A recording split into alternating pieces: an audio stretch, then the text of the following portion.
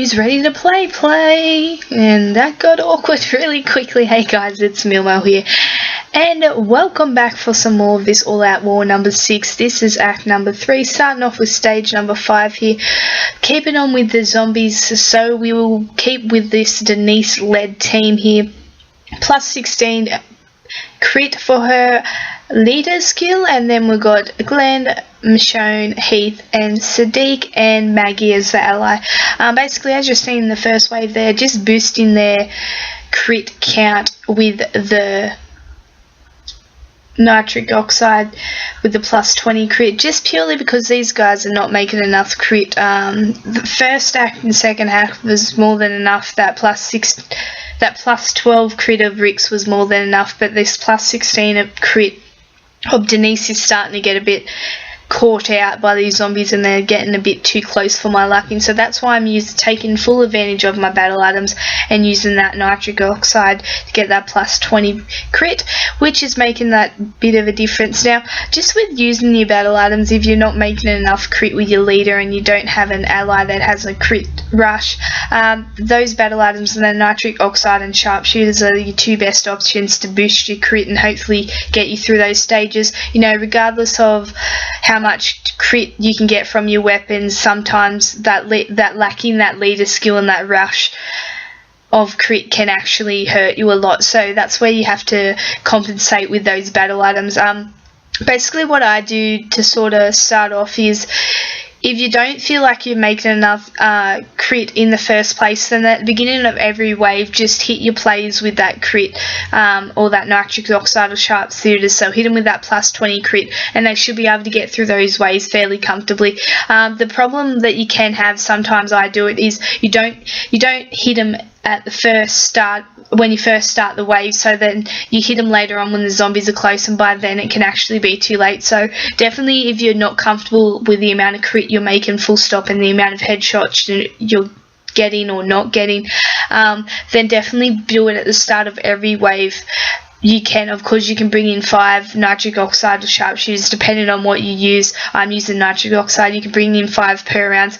You usually only have the 5 waves, so that means you can use the one at the start of every wave, and that should be enough to get you through. If you do occasionally have the 6th wave or 7th wave, they do happen on occasions. What I try and do is estimate which wave will be the best one not to use it on. So if they start off really far away like they do just here, even though they may move up on you quickly, if you're able to get a few headshots away on that first early rounds, it can really help you. So you just got to sort of pick the wave to not use it on, and then continue using it the same for the rest. On occasions I do throw out testers, which means I don't use the crit straight away. I sort of hit through, and if I feel like I'm in a bit of trouble, then I use it. But probably the best advice is, you're not comfortable with the crit you get, and it's just to use at the start of every wave and give yourself that advantage and hopefully get a few headshots. So if they still do start to move up on you quickly, there's only 1 or 2 by the time you finish, and it's not going to trouble you too much. Per usual with these zombie stages, if you can have a nice range team, it's always a benefit because of these barriers. At the same time, you can happily get through it with a melee team, as you're seeing here. So, up at level 56, got some materials and supply points. Great, because you always need materials, I guess. So we'll continue on now. We'll let Rick and Negan have their little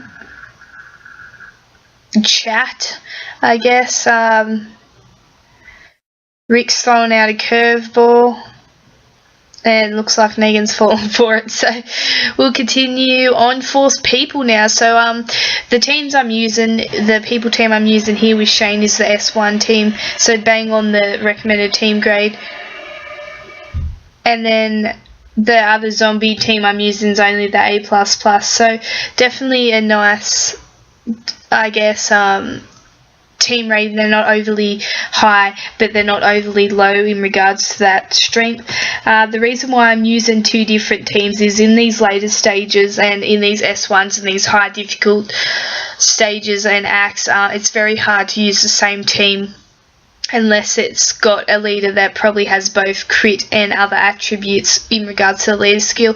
That's why I'm using the two different teams, because they would really struggle trying to use this team for zombies and then vice versa with the other one. But these guys are doing perfectly well.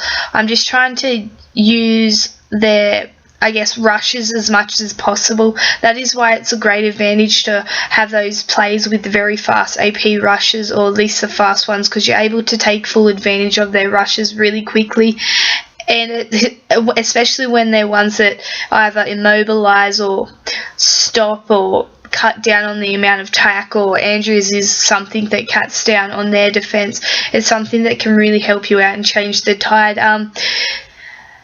We've got a few healers in this stage, as you can see there. I'm not too concerned with healers going off. I do have a healer of my own, but I feel comfortable enough in regards to the hitting ability of these people and their, I guess, their health in regards to being able to stop these guys. Having those very fast rushes allows me to do a lot of damage before these ones go off. That's a good advantage to these stages, is that these guys don't go off. It takes a while for their rushes to go off, so you can have your rush go off 3 or 4 times before they go off once. And that's why it's always important to not only have healers but big hitters, because if I didn't have my big hitters in this team, I would really be struggling to get through these stages.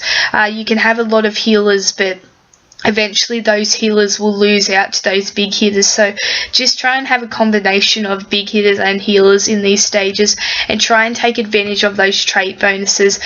I would prefer, or preferably, I do prefer, and I do tell people to try and stick to the 2 traits, so that you're only weakening yourself to 2 traits, but you're also strengthening yourself to those 2 traits.